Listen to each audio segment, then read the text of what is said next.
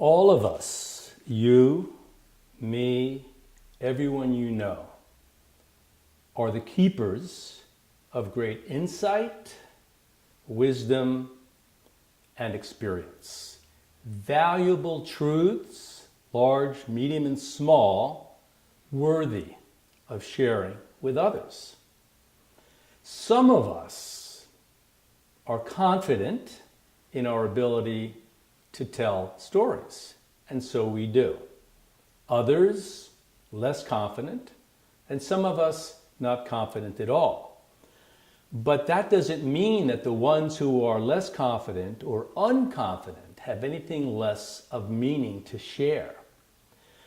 One of the reasons I wrote Storytelling for the Revolution and my previous book called Storytelling at Work is to encourage everybody, no matter how they assess their skill or ability or confidence, to come out of the closet and step up and share their stories with others, because that's what's needed these days. We need to raise the bar for the content and the quality of conversations we're having, not just talking about all the bad news. And by the way, the media is 90% bad news, with an occasional story of a cat being rescued from a tree. If it bleeds, it leads, is what the media is ruled by. They know what people respond to, and so the media has become basically a platform for the dissemination of bad news. War, famine, greed, corruption, terrorism, climate change, etc., etc., etc. And it's not like these topics are not worthy of being communicated. They're important for us to listen to, attend to, and respond to. But it is not the only game in town. There is another kind of story going on that is actually good news. And we are the keepers of those stories, but all too often we are not sharing them with each other. I ask myself the question, why not? Me, why don't I speak my stories that are meaningful and have the potential to raise the bar or raise and elevate the conversation on planet Earth? And why do the people I meet tend to be too shy about that? Well, there are some very definable and very predictable reasons why. I'm going to give you a few of them, and you get to see if those describe you. The first one that I found is people think their stories don't matter. They're not cosmic enough. They're not groundbreaking enough. They're not worthy of a Hollywood movie. They're too small and mundane and average. So they go silent.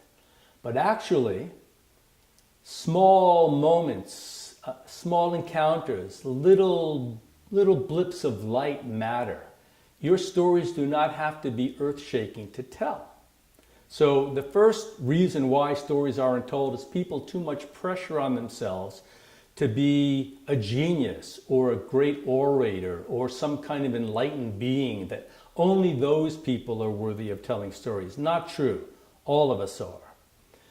The second reason why we tend to withhold or not share our stories is we assume that people are not going to be interested. Maybe we are not skillful at attracting attention, or maybe historically people haven't paid attention to our stories. So it becomes a self-fulfilling prophecy, and we withhold our stories because we assume no one cares. Not true. The question is how to get people to care, and I write more about that in Storytelling for the Revolution. A third reason, and maybe the biggest reason why stories aren't shared all that much, is that people get extremely self-conscious when they have a moment, a public moment in which they are going to speak. Researchers have discovered that the biggest fear that rules human beings is the fear of public speaking. It is a bigger fear than the fear of death. People, in fact, would rather be in their own coffin than have to give the eulogy. Somehow, we get uptight, we get butterflies, we get dry mouth, we think people are going to mock and ridicule us, they're going to judge us. And so, who wants to have that experience of being the object of people's derision or judgment, so we don't speak. But when we don't speak, we protect ourselves, yes, from our imagination of other people's judgment, but we also preclude all the people in our lives, strangers, friends, family, clients, customers, from getting the value of what it is we have to share.